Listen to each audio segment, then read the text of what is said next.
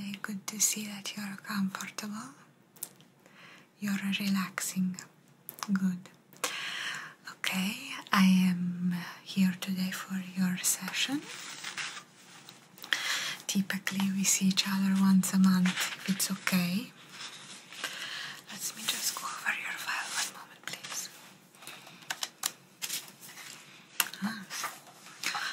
Okay, last time you were with Dr. Lisa and you talked about something very intense, the subject matter. How was that for you? It was okay? Okay, good, very good. You felt comfortable with the subject matter or a little bit a discomfort, something like that? Oh, okay, comfortable. She had you feeling easygoing. Okay, very good. I really like Dr. Lisa. It's nice to alternate between her and me for you. It's okay. Yes, at this clinic we often find it helpful to have the opinion and the comfort of different therapists working with you, so you can have the range of emotions, feelings, opinions. Not that we give opinions, but you know, this kind of thing. Okay, fantastic. I have your folder here. So we've talked about relationships, psychology, sex, this kind of stuff. Today the topic is going to be other people. Yes. Yes, it's very interesting, the topic. So let's talk about imaginary speeches. I will preface this for you. There are so many things we want to say to certain people that we don't, for fear of causing offense, or for example, maybe they will retaliate. Okay, nevertheless, often late at night or in the early morning, we run imaginary speeches in our mind and gain a relief from doing so. It's very common, very normal to do this, yes. So when we think of the context of such speeches, we might imagine that they will be about anger, hurt, or that we haven't been able to communicate properly something. This would be the subject matter. But they could also just be about muffled tenderness, compassion, love, these kind of things. Do you ever find yourself in this scenario that you imagine a conversation, or maybe a good or bad or something like that? Yes, okay, of course, yes. So I would ask you, who are some of the people you haven't been able to say important things to? And what is it you would ideally say? If you could give me an example of some ideal speeches of the people, this kind of thing. So sometimes we run over the scenario with other people, stranger, this kind of thing. But if you imagine a situation with someone specific, who is it usually about? Who do you feel like you can't say certain things to? Okay.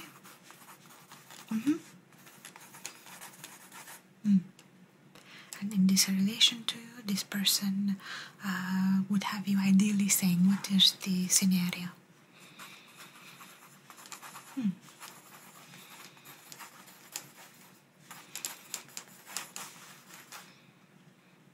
Okay. Can you give me an example of the kind of thing you would say in your head, imaginary, but it's difficult for you when you speak out loud to the person? Okay.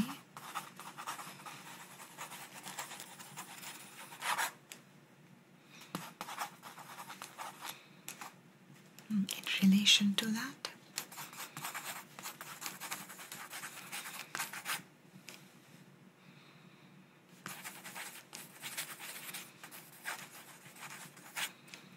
Why do you feel like maybe you don't feel comfortable to tell them this. Well, what is the reason for that? Where is the fear? Yes. Fear of... Ah, okay. Rejection. That's okay. Rejection. Okay. Mm-hmm.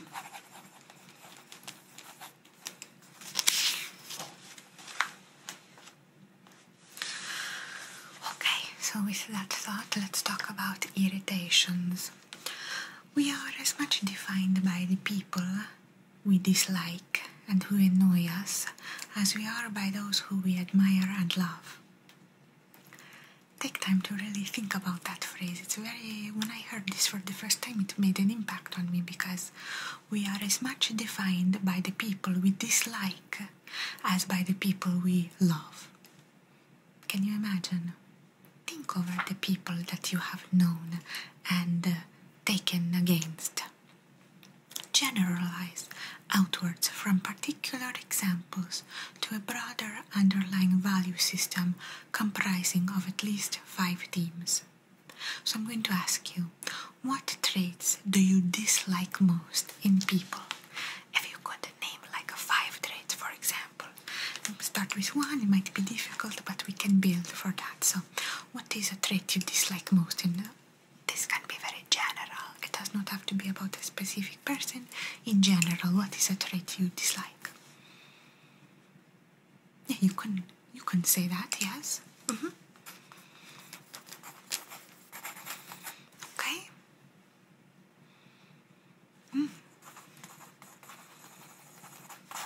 Okay.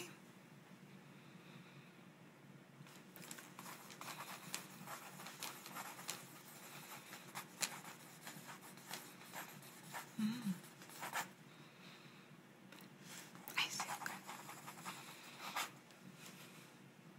You can think, of course. There's no rush here.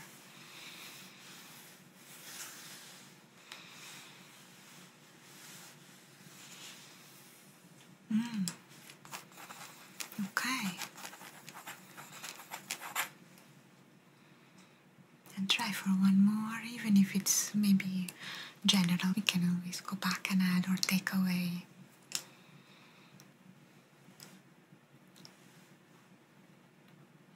Yes. Perfect. Now, those traits that you dislike in most people, have you ever found yourself possessing this kind of trait?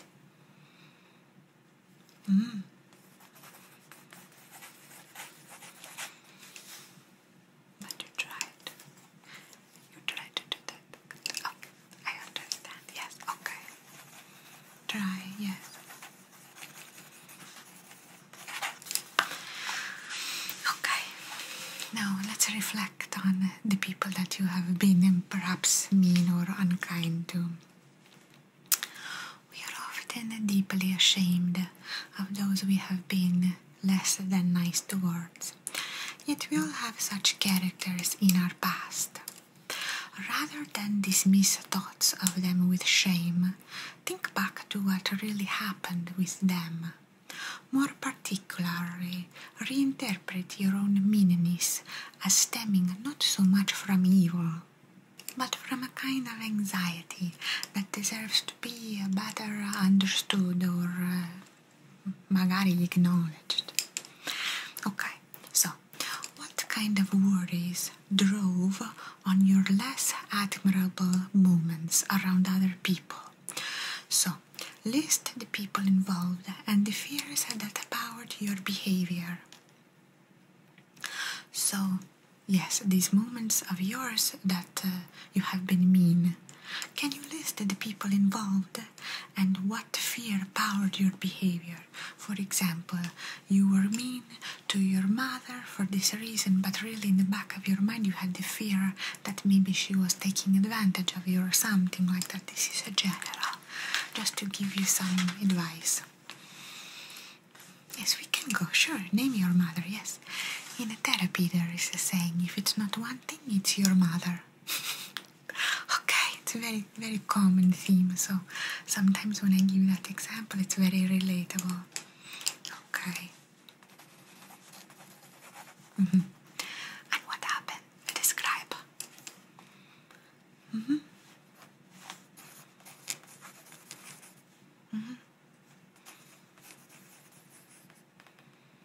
And the fear was that. Okay. Okay, can you list someone else or perhaps another moment? Okay, yes.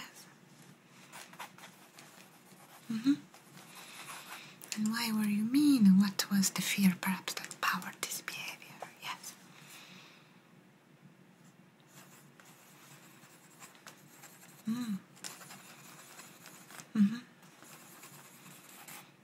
I see.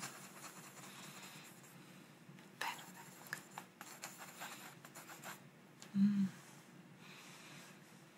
Fear, yes.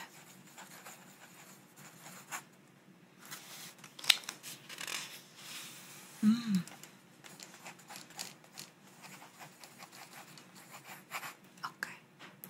If you want, you can list something else for sure, or someone else. And this situation, okay.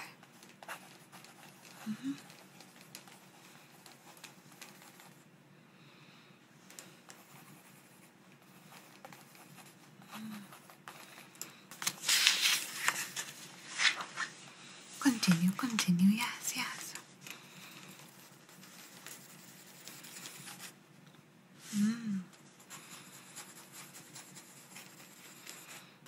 Perhaps you never thought of the fear like that. Yes, okay.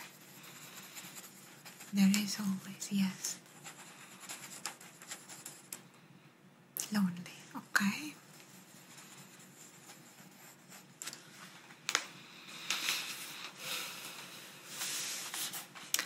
On the topic of loneliness, we are often ashamed of feeling lonely. It takes a brave person to admit this, but a high degree of loneliness is a part of being sensitive, intelligent. Yes, it's a built-in feature of a complex existence. To be lonely is also to be sensitive, intelligent as a human being. So with this topic of loneliness, what makes you feel lonely? And what do you wish others could understand, but despite your best efforts, they don't? Okay, let's talk about the first. What makes you feel lonely? What makes you feel lonely, yes. It's okay if it's obvious, it's okay. No, there's no wrong answers in therapy, no. Okay.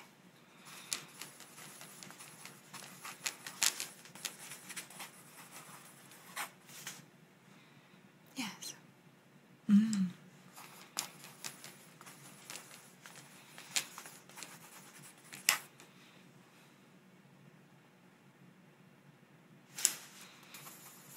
Good, yes.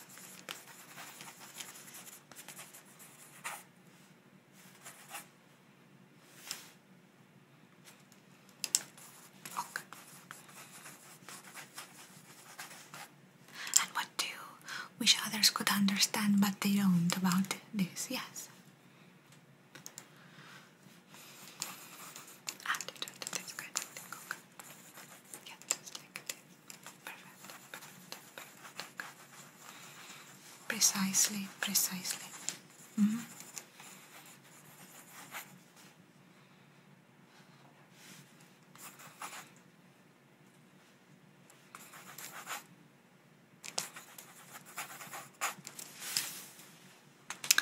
Okay, what would you now want to tell an imaginary friend, if you could, about this? Imagine, yes.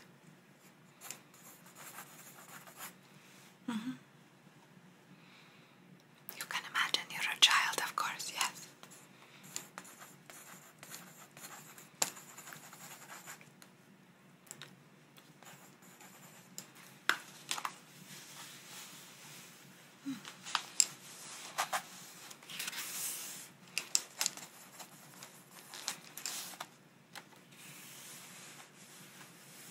Yes, we will talk about, of course.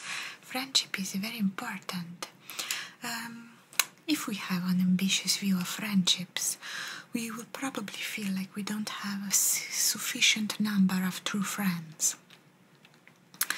The word friend is in part to blame because it covers everything from a casual connection to someone we feel powerfully close to in an important way.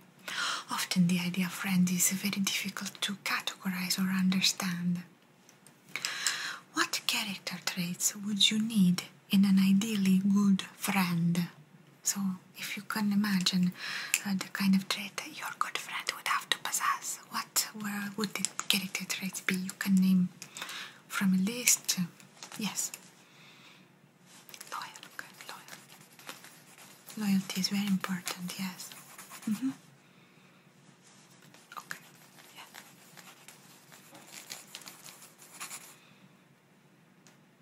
Empathy. Very nice, of course.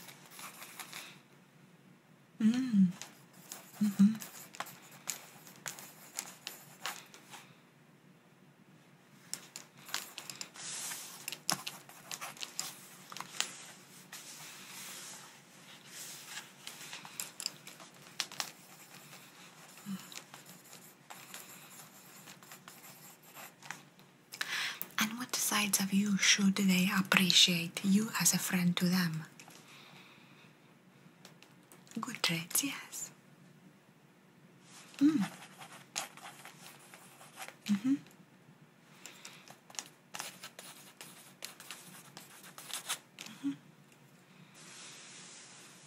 Of course, yes, you can say that, yes, okay. And what vulnerabilities could you share with this person that you'd not normally disclose to others? So in an ideal setting, to be your most vulnerable, what would you want to feel free to talk about that maybe you don't have currently?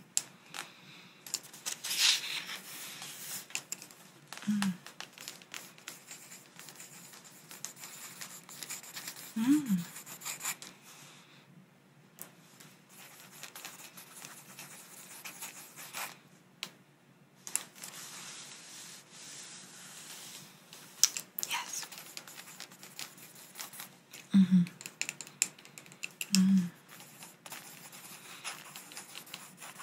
Of course, that makes you vulnerable. Yes, it's of course. Yes.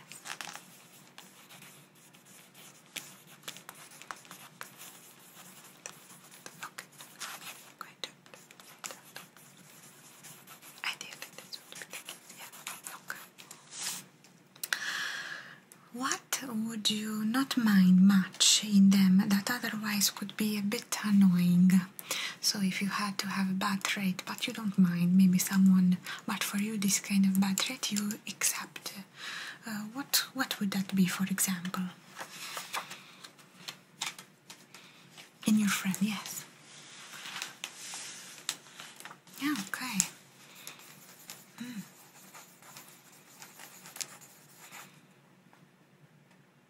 I see.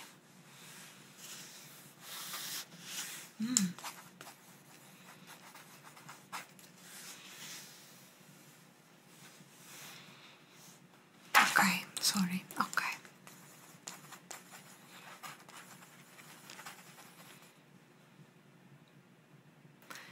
Speaking of this subject, we can discuss a little bit enemies, because it's hard to discuss other people without discussing that. It's very discerning to think that someone actively wishes us ill. An enemy wants to humiliate us or make us look stupid. How do you react to an enemy? With panic or calm? Okay.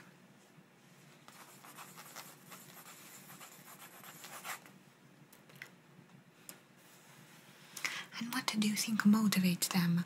Are they right, or is it very strange that they hate you in this circumstance?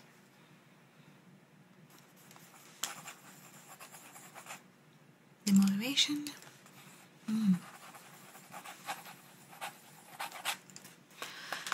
Well, what might have gone wrong for them in the past that you think they are taking it out on you?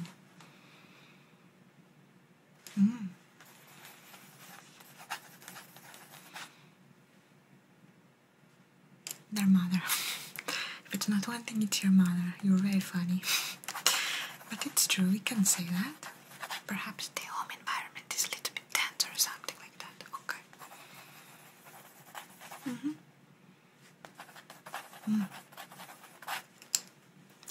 Now, if you can please, even if it's silly, maybe it lasted for one day when you were in elementary school, but can you please name 5 enemies of yours? Can be personal, public, this kind of thing. Okay. Okay. Don't worry, you don't have to think, just say the name, we will... Okay.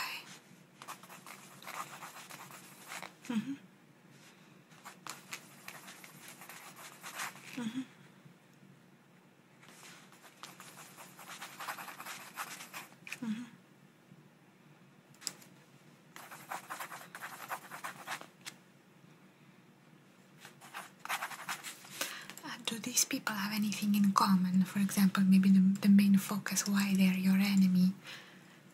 Is there any commonality you can think of?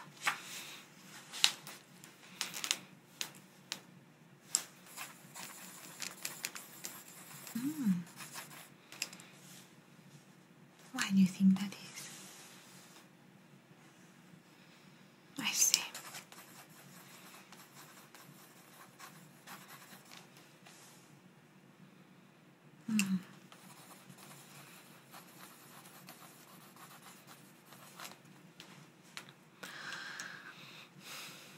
This is interesting, brings me to the topic of boasting, because we are very maybe scared of boasting, of celebrating our accomplishments in that subject.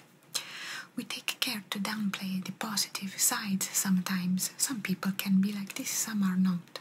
But can you imagine any times in your life that you have felt shy about celebrating your success, boasting?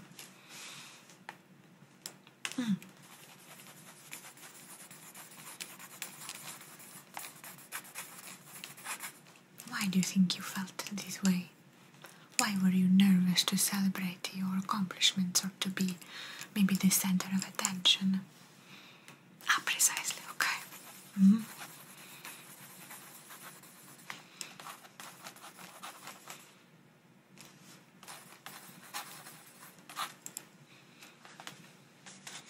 Yes, that's very common. Yes, it's a very common element. So, let's talk about the weakness and the strength on that subject, because every strength an individual has is necessary, but also comes with weakness sometimes. The idea invites us to look at the greater tolerance of certain failings in ourselves, to consider the relationship between the good and the bad side. So, I want you to say one strength of yours, and then we will talk about the weakness that perhaps gave strength to this. Yes, precisely. So if you have a strength, for example, you can tell when someone is lying. Perhaps the weakness is that maybe you were around liars, or maybe you were a liar yourself, for example. So, can you please name one strength and perhaps the weakness that it gave rise to, or that it came from? Yes.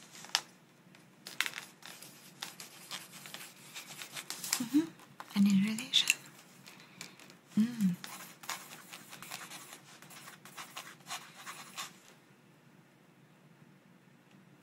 Okay. Yes, another one, yes. Your strength, your strength, okay. And the weakness?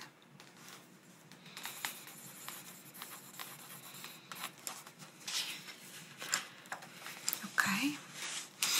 A little bit more. One more if you can, yes. A strength, yes. Of course that counts, yes, yes.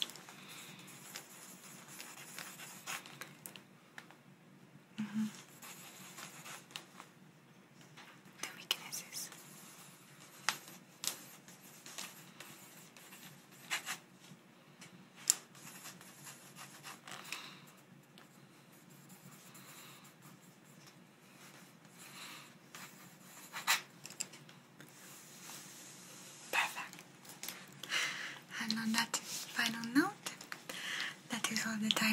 for today. The next session we will discuss a different topic. You will either be with me or with Lisa, Dr. Lisa, okay? Yes, I am your Dr. Lucia. I know you have the soft spot for me. But it was very fantastic to be with you today. As normal, I'm going to get up and let you reflect in the room, because it is our practice that we like you to sit in the room quiet to yourself to unwind from the therapy session. Because most people find the therapy to be very relaxing, thoughtful, emotional, these kind of things. And I would hate for you to, the time is up, you have to get up and leave. So please, at your leisure, I will leave you.